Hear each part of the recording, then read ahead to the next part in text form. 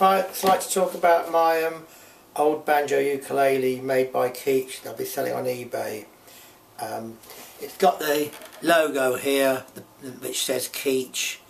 It's got underneath, it's got the word banjolele, which Keech patented that name, and underneath there it's got this patent number, and from the patent number I can tell this was made in 1923, so it really is an oldie.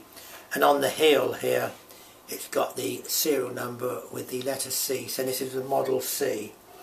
Yeah, they made a Model A, B and C, and obviously the C was the top of the range Keech.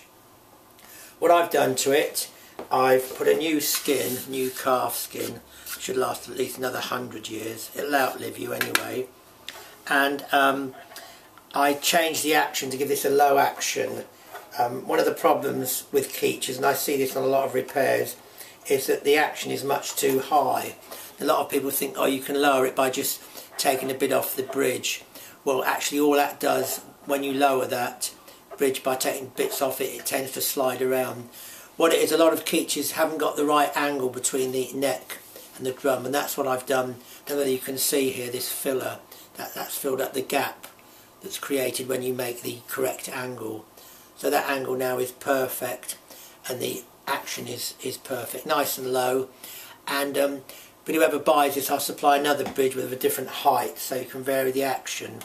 Also, what I've done on this, the original Keeches, they have this kind of tailpiece. Can you see that? This is on another one I've got.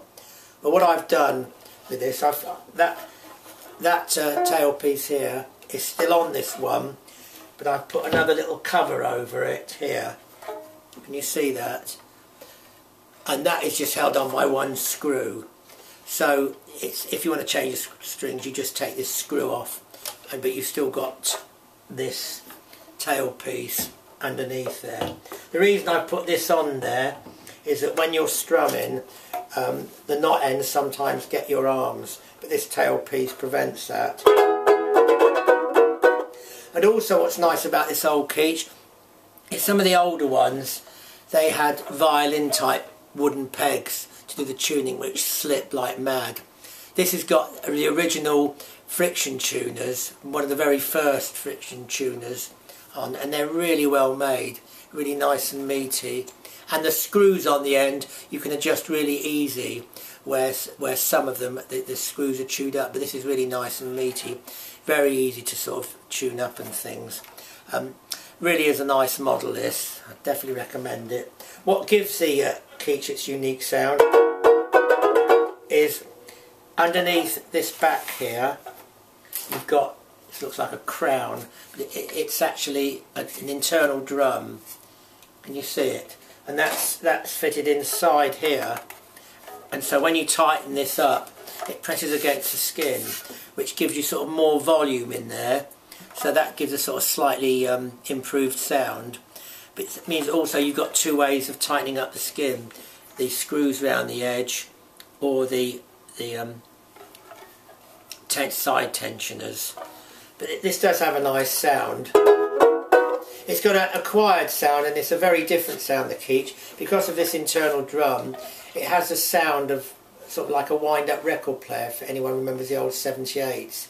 Sort of, it comes from a sort of distance. It's can't really explain it, you just have to listen to it.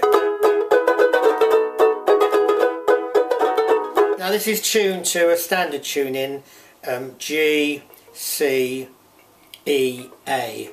But in the olden days, because they didn't have amplification in some of the halls, to throw out the sound, they used to tune these higher. So using the same strings, you can tune them to the old-fashioned tuning, which is sometimes good fun, which is A, D,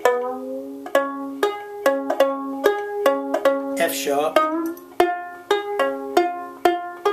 B.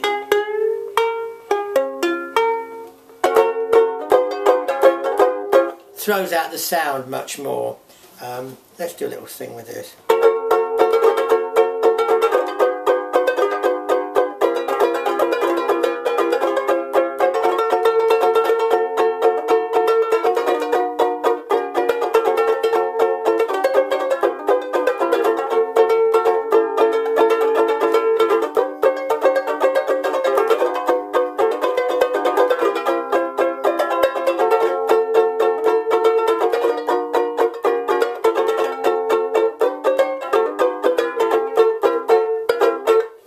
Okay folks, I hope you agree that is a very nice sound. Oh, it's got the Alvin Keech signature on the back. These were scratched onto the back, whether you can see it. Anyway, if you have any questions, just email me at jasperhappy@hotmail.com, and if you've got any questions or queries about banjo ukuleles that you might have, get in touch with me. I love working on them, and I'll give you good advice. Okay, many thanks.